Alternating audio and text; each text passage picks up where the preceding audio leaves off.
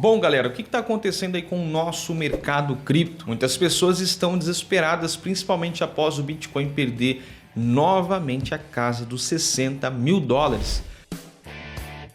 No momento que eu estou gravando esse vídeo, o Bitcoin chega na casa dos 57 mil. Em março ainda desse ano, ou seja, 3 a 4 meses atrás, falar que o Bitcoin estaria nessa etapa e que pessoas estariam preocupadas era algo muito inimaginável. Isso porque o Bitcoin estava com a melhor perspectiva possível, batendo o seu ATH, isso é, o seu maior preço da história, e também estávamos perto do famoso halving, o momento tão falado de 2023 para 2024, que muitas pessoas interpretaram inclusive como um momento mágico, que a partir desse momento tudo iria mudar. E na verdade é isso. A única questão é, não há um start após o início do halving. A gente vai ter esse choque de demanda, e todo mundo já deve saber, mas para quem não sabe, o halving é um movimento já pré-programado desde o início do Bitcoin, desde o seu primeiro documento, onde a cada 4 anos a emissão de Bitcoin, de maneira resumida, é cortada pela metade. Isso, com o passar do tempo, dá um choque de demanda e por isso que a gente vê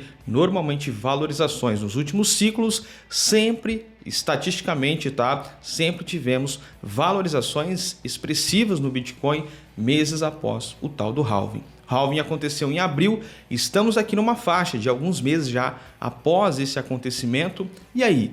Para onde vai o Bitcoin? O que está acontecendo, inclusive, nessa queda? Galera, deixa o like, se inscreve aqui no canal para você estar sempre bem informado aqui no meio cripto. Eu quero começar dizendo para vocês o seguinte: mais do que entender por que o Bitcoin está caindo, você precisa entender o porquê você comprou Bitcoin, quando você comprou, por que você investiu em criptomoedas. Quais foram os fundamentos, os motivos que fizeram você entrar no mercado? Isso é mais importante do que entender um fator de curto prazo. Daí eu vou explicar rapidamente aqui, Tem uma notícia da CoinDesk, você vai estar vendo aqui na tela. São dois fatores que estão impulsionando aqui, além de outras questões também, mas essa última queda que você está vendo agora são dois principais fatores. Primeiro, o governo alemão movimentou 50 milhões de dólares em Bitcoin para as corretoras, ou seja, quando a gente tem um movimento de carteira, quando você tem uma criptomoeda na carteira, você está com a intenção normalmente de holdar essa criptomoeda. Corretora é lugar de negociar, então quando você traz da carteira e passa para a corretora,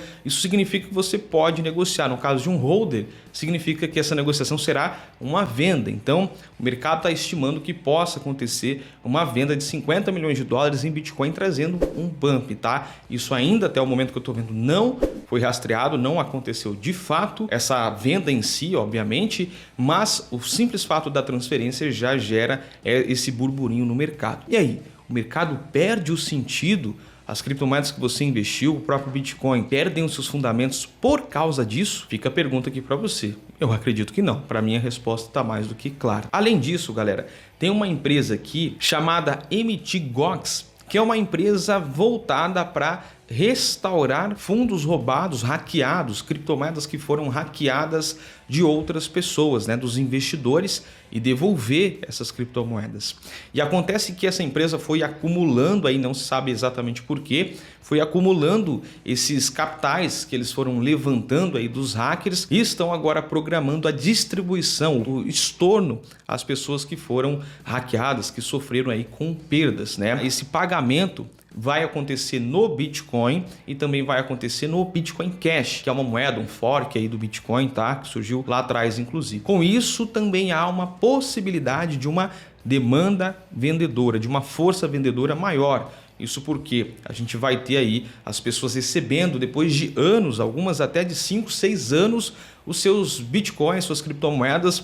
E olha só que interessante, não sei como vai funcionar esse modelo de devolução, mas se for por unidade, por exemplo, quem perdeu um Bitcoin 5 anos atrás e recebe hoje, vai receber com um lucro muito absurdo, e é possível que essas pessoas vendam, realizem, trazendo mais uma vez uma força vendedora. Então, esses dois motivos, nesse atual momento, claro que tem vários outros que talvez você já tenha entendido também, mas os principais nesse atual momento, nessa semana, que fez o Bitcoin em si ter essa queda, principalmente nesses 2 dias aqui, foram esses fatores. Agora, volto a retornar. É importante dizer também, são aí algo em torno de 75 a 175 milhões que essa empresa aqui pode movimentar, essa MTGOX. Então é um capital sim relevante. Mas isso vai fazer você desistir do mercado? Olha, o mercado ele tem esses percalços por todo o caminho, tá? Mesmo em um ciclo de alta, isso eu já mostrei, vou tentar pôr na tela um gráfico aqui para vocês. No ciclo de alta de 17, a gente teve 5 a 6 quedas que chegaram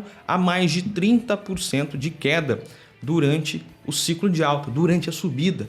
O mercado, você já deve ter ouvido isso, ele não sobe em linha reta, tá? Ele sobe em ondas, subindo e caindo aos poucos, mas o que importa no final é a tendência de longo prazo. Então, galera, tudo isso que eu disse para vocês aqui não elimina fundamentos do Bitcoin nem das criptomoedas. Se você é daquele que entrou um pouco na ilusão, pô, e o halving, o efeito halving?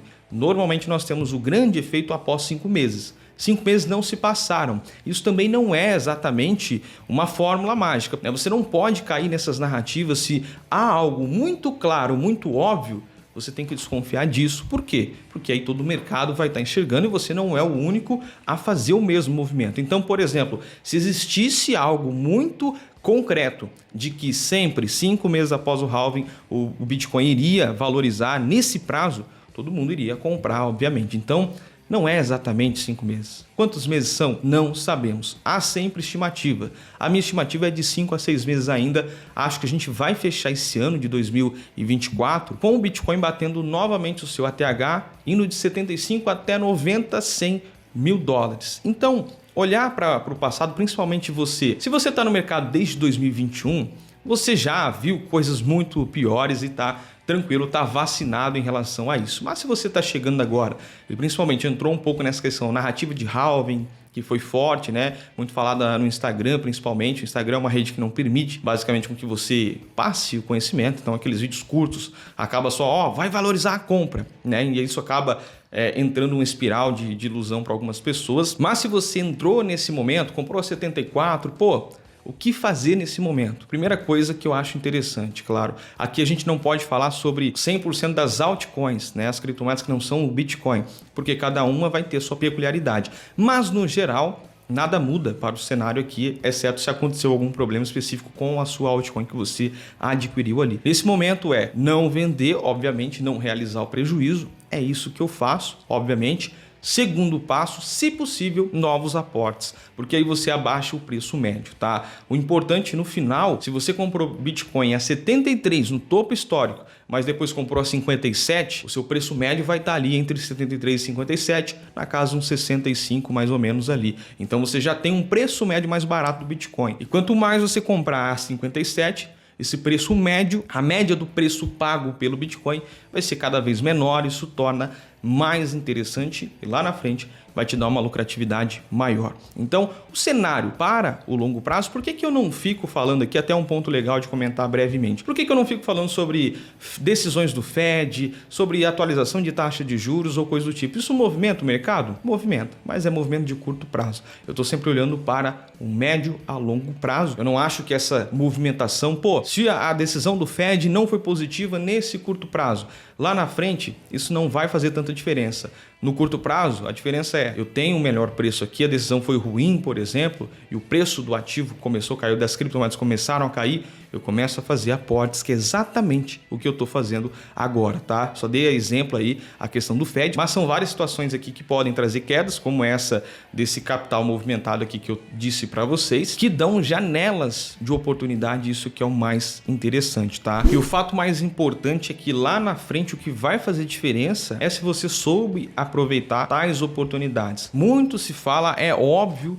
dizer que você tem que comprar nas quedas e vender nos momentos de alta. Mas na prática, acredite, só de canal aqui eu já tenho mais de 3 anos que eu venho acompanhando muitas pessoas, entendendo principalmente a mente de muitas pessoas. Isso passa por todo mundo também, né? Que é justamente o problema ao lidar com as emoções. As suas emoções fazem com que você não consiga efetuar justamente isso. Quando está caindo, você está com medo e você tende a realizar vendas. É isso que bate na maioria das pessoas, principalmente para quem é mais recente aqui no mercado. E quando está subindo, você está eufórico, tá aquela geração de FOMO, por exemplo, e você quer comprar mais porque você está ganancioso. Então, lembre-se dessa frase: nunca compre na ganância e nunca venda no medo, tá? Basta a gente ver, por exemplo, aqui o próprio índice de medo e ganância que você está vendo na tela aqui, ele está oscilando conforme o próprio mercado. Isso aqui mostra o sentimento do mercado no geral, né? E a gente teve o índice de medo e ganância aqui no nível já de ganância quase extrema, e hoje a gente com uma queda que não é tão significativa. Como eu disse, a gente teve